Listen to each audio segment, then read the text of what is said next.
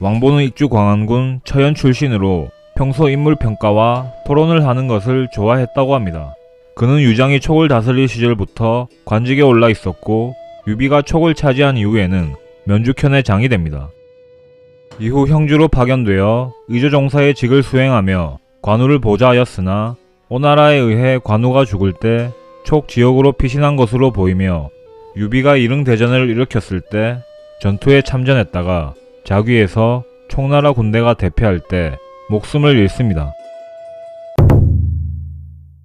부용에 대한 기록은 오서 육선전에서 유비가 오나라를 공격할 때 별독으로 임명했다며 처음 등장합니다. 부용은 촉나라 군대가 대패하여 유비가 퇴각할 때 그를 지키기 위해 후방에 남아서 적의 공격을 차단하며 오나라 군대의 추격을 막습니다. 하지만 오나라 군대의 계속된 공격으로 이끌던 병사들이 전부 죽었고 이에 오나라 장수가 부용에게 투항하라고 말하자 부용이 말하길 오나라의 개들아, 한나라 장군으로 항복하는 자가 어찌 있겠는가. 그렇게 부용은 이릉대전에서 전사했고 훗날 그의 아들인 부첨도 아버지처럼 촉나라를 위해 싸우다 전투 중에 전사합니다. 정기는 익주 파서군 낭중현 사람으로 유장이 촉을 다스릴 때 한창 현을 다스리는 장의 위치에 있었고 그의 아들인 정욱은 파서태수 방위의 밑에서 군리로 있었습니다. 어느 날 파서태수인 방위가 수비를 강화하기 위해 군대를 소집하였는데 어떤 이가 유장에게 방위가 반란을 일으키려고 한다고 참소하여 방위와 유장의 사이가 틀어지게 되었고 이에 방위는 유장이 자신을 죽일까 두려워하여 정기에게 그의 아들인 정욱을 보내 지원군을 보내달라고 요청합니다. 하지만 정기는 그의 부탁을 거절하며 앞서 태수께서 군대를 소집한 것은 본래 반역하려는 마음이 아니었습니다. 비록 참원이 있었더라도 성의를 다해야 합니다. 만일 두려워하여 다른 마음을 품는다면 제가 들은 것과 다르게 됩니다. 라는 답장을 보냅니다. 그리고는 자신의 아들에게 나는 주의 은혜를 받았으니 주목인 유장에게 충성을 다해야만 한다. 하지만 너는 군리가 되었으므로 태수인 방위를 위해 힘을 쏟아야만 한다. 나 때문에 다른 마음을 가져서는 안 된다. 라고 말합니다. 그러나 방위는 정기의 조언에도 포기하지 않고 다른 사람을 보내 당신의 아들은 내 밑에 있습니다. 태수의 말을 따르지 않는다면 집안에 화가 미칠 것입니다. 라고 아들을 죽이겠다며 협박을 합니다. 이에 정기는 과거 악양은 위나라의 장수가 되어 자식의 살을 끓인 국을 먹었는데 이는 부자간에 정이 없었던 것이 아니라 대의를 위해 그렇게 했던 것입니다. 그러니 지금 태수께서 내 자식의 살로 국을 끓인다면 나는 반드시 그것을 먹을 것입니다. 라고 강하게 대답합니다.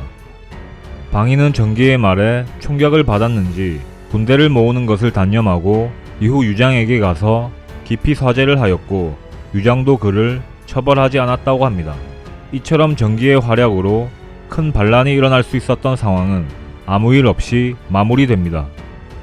이후 정기는 유비가 촉을 차지했을 때 종사 죄주로 임명되었고 유비를 수행하며 이릉대전에 참가합니다.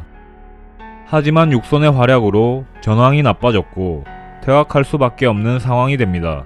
그때 곁에 있던 사람이 정기에게 뒤쪽에 추격병이 벌써 당도했습니다. 지금 빨리 달아난다면 죽음만은 면할 수 있을 것입니다.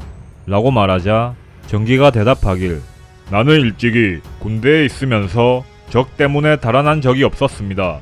하물며 천자를 수행하며 위험을 만났을 때야. 그리고 정기는 직접 창을 쥐고 싸웠고 적의 공격을 한 차례 패퇴시켰으나 추격병의 숫자가 점점 많아져 중과부적인 상황에서 끝까지 싸우다 전사하게 됩니다. 풍습은 이릉대전 때 대도독으로 전장에 참가해 전쟁 초반에는 무연에 주둔하고 있던 오나라 장수 이이 등을 격파하는 등 선전하는 모습을 보여줍니다. 하지만 이와 같은 승리와 수비로 일관하는 오나라 군대를 보며 방심을 한 것으로 보이는데 계한보신찬에 따르면 풍습이 적을 경시하여 시기를 잃고 위험을 초래했다고 평가합니다. 결국 육손의 지위로 오나라 군대의 반격이 본격적으로 시작되면서 풍습은 오나라 장수인 반장의 부하에게 목이 베어졌다고 합니다. 장남은 형주에서부터 유비를 수행하여 촉을 정벌할 때도 종군했으며 안목이 뛰어난 유비가 이릉대전에서 선봉장으로 삼았던 만큼 용맹함과 무용이 대단했던 것으로 추정됩니다. 하지만 아쉽게도 이외에 상세한 기록은 없고 다만 육손이 반격을 시작했을 때 분투하다가 패배하여 목숨을 잃었다고 합니다. 이상 삼국지 인물 열전 이릉대전에서 전사한 인물들 편 마치도록 하겠습니다. 조조와 공합이 100%인 인물로 점쟁이라고 볼 수 있는 인물이기도 합니다.